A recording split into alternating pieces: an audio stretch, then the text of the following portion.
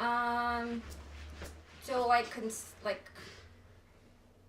weed was the first thing I ever really did, and that was way back in high school. Like when I started when I was 15, and I was a sophomore. Um, it was just like the thing to do. My classmates and I like were all potheads, and it was just I actually really liked it, and at the time, it was almost to me it was like harmless. It was just everybody did it. It was no big deal.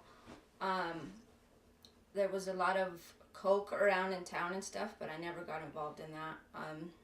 So it was just coke and I'm sorry, it was just weed and drinking. I partied quite a bit, but looking back now, I realized that it was kind of where it all started.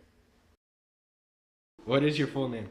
My name is Patricia Louise Silvas, Where are you originally from? Los Angeles, California.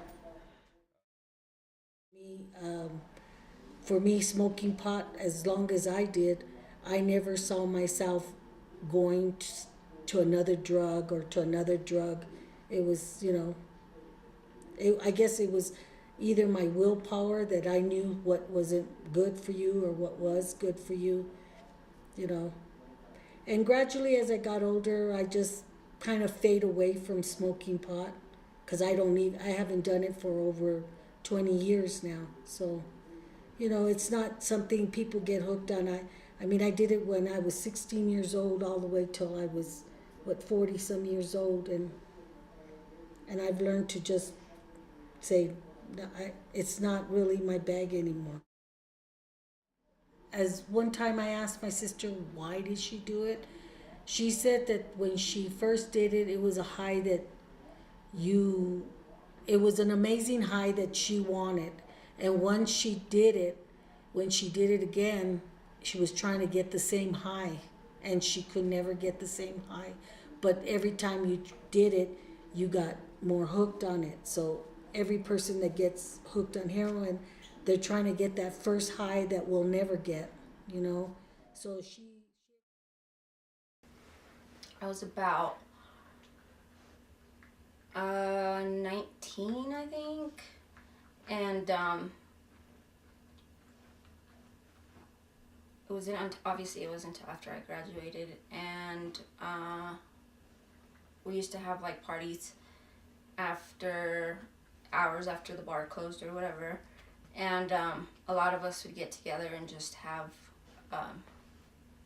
like coke parties basically, and that was like the thing back then. It was just like you just drink and did coke all night and just stayed up all night and went to bed the next day at 6-7 o'clock in the morning, and sometimes didn't go to bed, sometimes stayed up like a whole other day.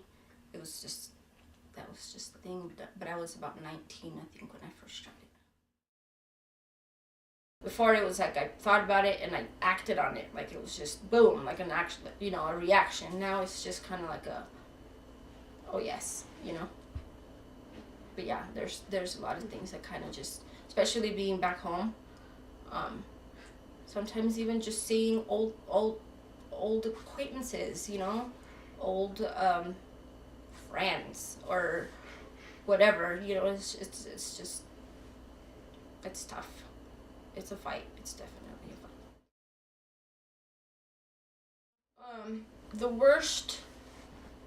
worst withdrawal that I ever had was off of painkillers, Percocet, and I did it cold turkey by myself.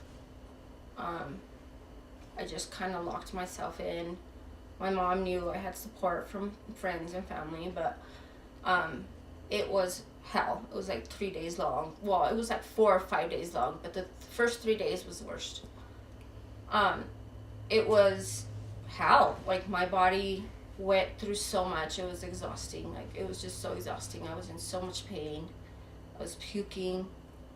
I was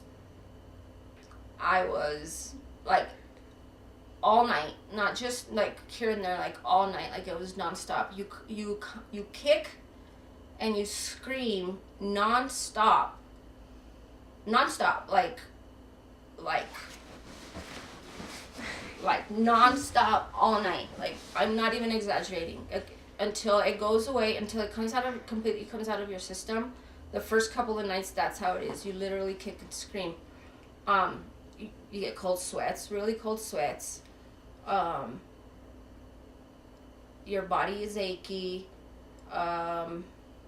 Depression, like the worst depression ever. Like I honestly believe that suicide, the reason people commit suicide is because of that feeling.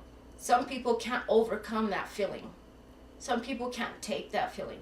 And that's why they commit suicide, because I know that feeling, and it's hard. It's hard to get past. Some people can't do it. Some people can, some people can't. That is the feeling of wanting to die. And that, I know that feeling. And that's the feeling that I take myself back to, you know, like I don't want to feel that feeling ever again.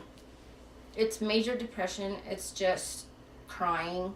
It's thinking of your loved ones, thinking of, you know, major, like,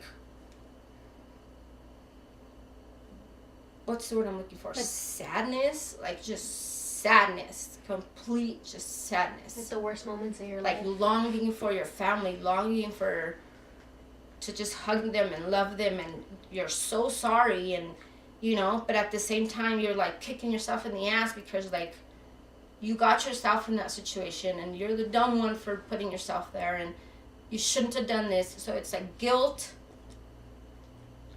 you know, sorriness, and all kinds of different emotions just going through your head. It's just like, it's exhausting. It's so exhausting. By the time you feel better, which is usually like 72 hours later, you're so exhausted, and when you finally fall asleep, you probably sleep for a while. You're lucky if you sleep a couple hours. You probably can't sleep a whole night for probably a couple weeks. Like I didn't sleep for a whole night for like 2 weeks after that. A whole night. Like I'd sleep sporadically, like a couple hours here and there. But a whole night, it took me like 2 weeks to sleep a whole night. Like I said, his life is, how can I say, is like in a little box, you know. As a matter of fact, he even made his cell. And like I said, my grandson says I would never want anybody.